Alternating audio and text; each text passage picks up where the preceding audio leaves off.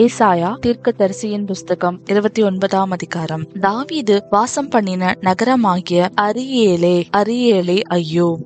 வருஷம் பண்டிகைகளை அனுசரித்து வந்தாலும் அரியேலுக்கு இடுக்கம் உண்டாக்குவேன். அப்பொழுது துக்கமும் சலிப்பும் உண்டாகும். அது எனக்கு அரியேலாகத்தான் இருக்கும். உன்னை சூழ பாளையம் இறங்கி உன்னை வெற்றுகளால் முற்றுகை போட்டு உனக்கு விரோதமாக கொத்தளங்களை எடுப்பிப்பேன். அப்பொழுது நீ தாழ்த்தப்பட்டு தரையிலிருந்து பேசுவாய்.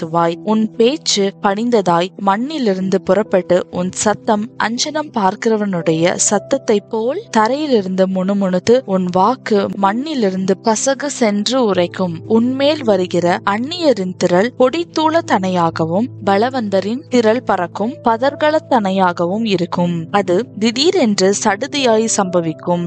இடிகளினாலும் பூமி அதிர்ச்சியினாலும் பெரிய இரைச்சலினாலும் பெருங்காற்றினாலும் புசலினாலும் பட்சிக்கிற அக்கினி ஜுவாலையினாலும் சேனைகளின் கர்த்தராலே விசாரிக்கப்படுவாய். அரியேலின் மேல் யுத்தம் பண்ணுகிற திரளான சகல ஜாதிகளும் அதின் மேலும் அதின் அரண் மேலும் யுத்தம் பண்ணி அதற்கு இடுக்கன் செய்கிற அனைவரும் ராகால தரிசனமாகிய சொப்பனத்தை காண்கிறவர்களுக்கு ஒப்பாயிருப்பார்கள். அது பசியாயிருக்கிறவன் தான் புசிக்கிறதாக சொப்பனம் கண்டும் விழிக்கும் போது அவன் வெறுமையாய் இருக்கிறது போலவும் தாகமாயிருக்கிறவன் தான் குடிக்கிறதாக சொப்பனம் கண்டும் விழிக்கும் போது அவன் விடாய்த்து தவணத்தோடு இருக்கிறது போலவும் சீயோன் மலைக்கு விரோதமாக யுத்தம் பண்ணுகிற திரளான சகல ஜாதிகளும் இருக்கும். தரித்து நின்று திகையுங்கள், பிரமித்து கூப்பிடுங்கள். வெறித்திருக்கிறார்கள், திராட்சை ரசத்தினால் அல்ல, தள்ளாடுகிறார்கள், மதுபானத்தினால் அல்ல.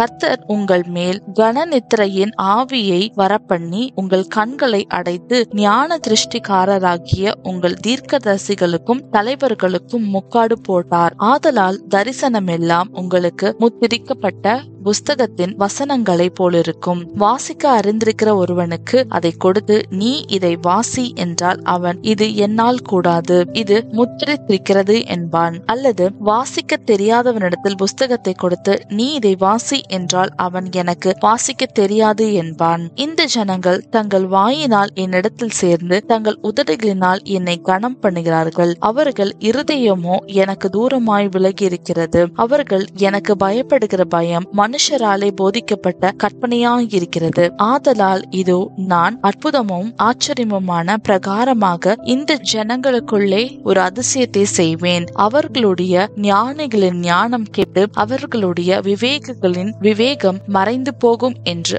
ஆண்டவர் சொல்லுகிறார். தங்கள் ஆலோசனையை கர்த்தருக்கு மறைக்கும்படிக்கு மறைவிடங்களில் ஒளித்து தங்கள் கிரியைகளை அந்தகாரத்தில் நடப்பித்து நம்மை காண்கிறவர் யார், நம்மை அறிகிறவர் யார் என்கிறவர்களுக்கு ஐயோ!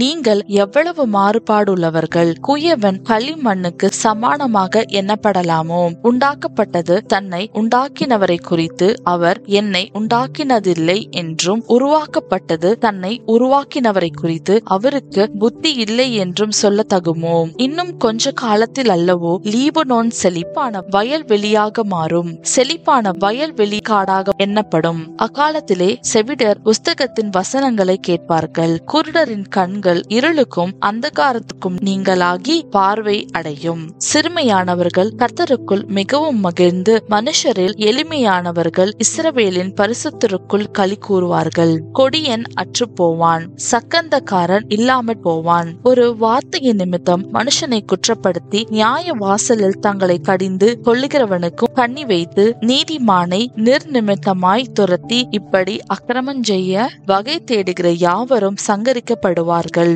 ஆகையால் ஆபிரகாமை மீட்டுக் கொண்ட கர்த்தர் யாக்கோபின் வம்சத்தை குறித்து இனி யாக்கோபு வெட்கப்படுவதில்லை, இனி அவன் முகம் செத்து போவதும் இல்லை. அவன் என் கரங்களின் செயலாகிய தன் பிள்ளைகளை தன் நடுவிலே காணும் போது என் நாமத்தை பரிசுத்தப்படுத்துவார்கள். யாக்கோபின் பரிசுத்தரை அவர்கள் பரிசுத்தப்படுத்தி இஸ்ரவேலின் தேவனுக்கு பயப்படுவார்கள். வலுவி போகிற மனதை உடையவர்கள் புத்திமான்களாகி முறுமுறுகிறவர்கள் உபதேசம் கற்றுக்கொள்ளுவார்கள் என்பதே. ஆமேன்.